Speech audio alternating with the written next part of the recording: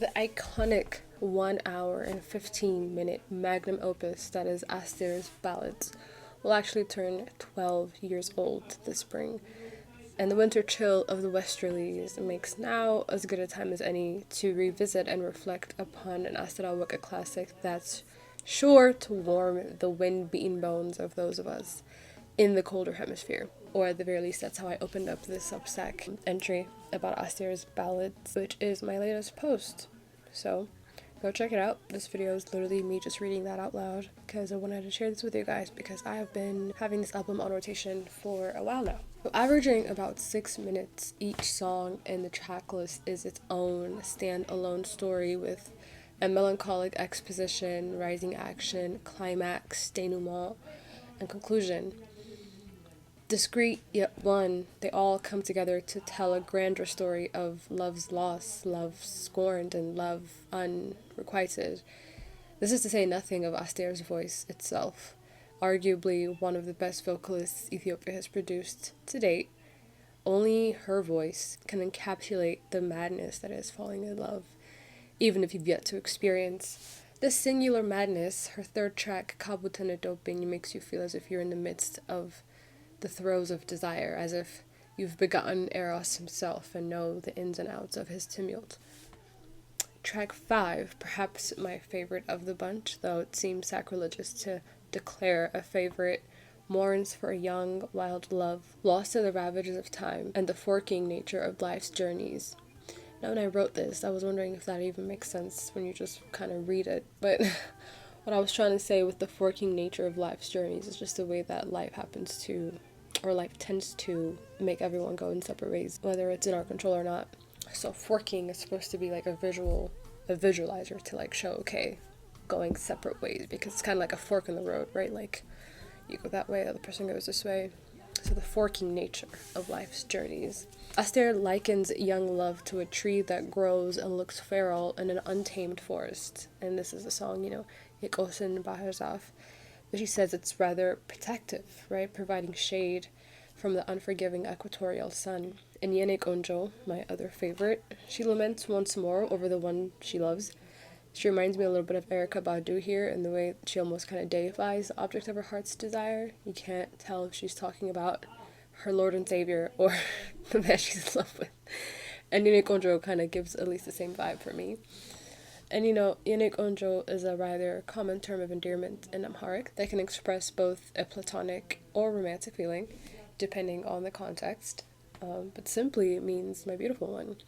But the way Aster deploys it, it's as a wail and a beseech and a yearn, it propels it to something so much more than the common phrase we've kind of come to take for granted. We say Yenik Onjo to anybody and everybody. Or I may just like the track a little bit too much and I'm proselytizing. Either way, I think Yenik Onjo is another classic that deserves its own analysis. Track 11, as you can see, I kind of jump around here. There's something about Aster's songs that it's hard to penetrate even after 10, 15, 20 listens. And my skill at the Amharic language isn't the most grand, but as a native speaker, there are some things that I'm like, what is she actually saying here? Am I hearing her correctly? There are some words she used that I'm just not familiar with at all.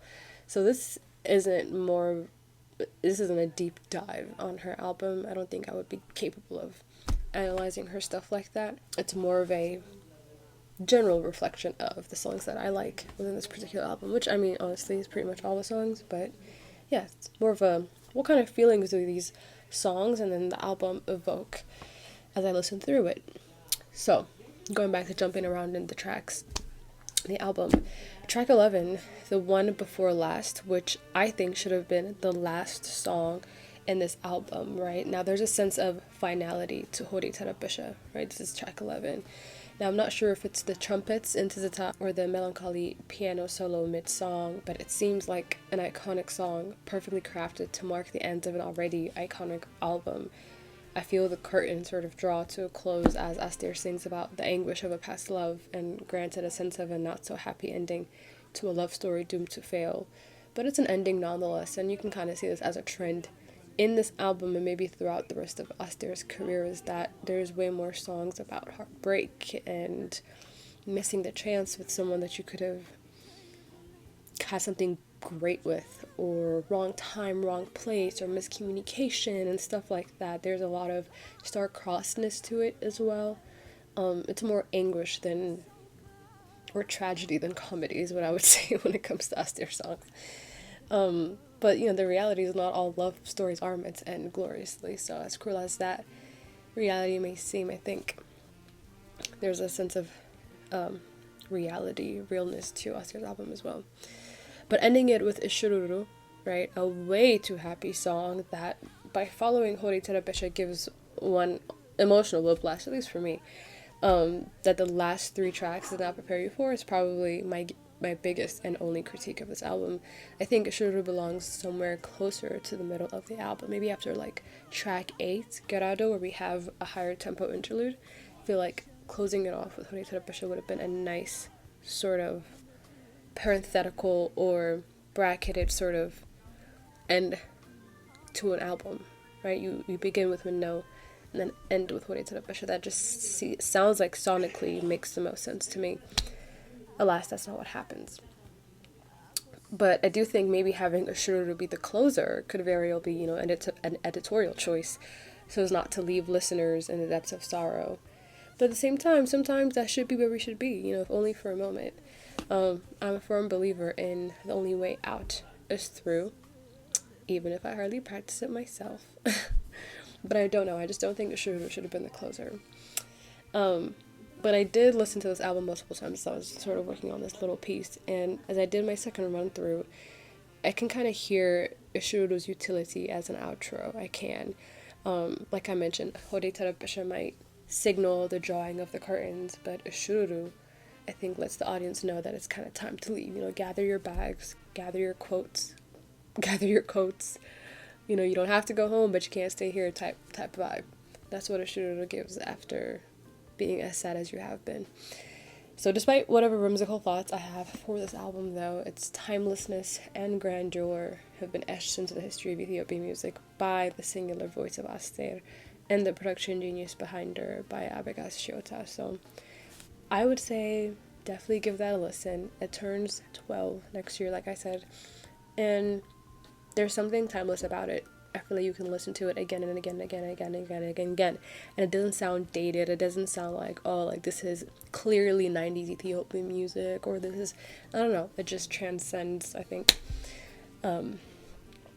our chronologies or our thematic organization when it comes to music. But anyway, that was my little take on Aster's Ballads. And this video, if I decide to post it, will probably be copyright struck like it's nobody's business, because I plan on including, you know, examples of her tracks as I lament about this album, or as I praise this album, as I say. But yeah, thanks so much for listening, and I hope you go listen to some Aster's Ballads.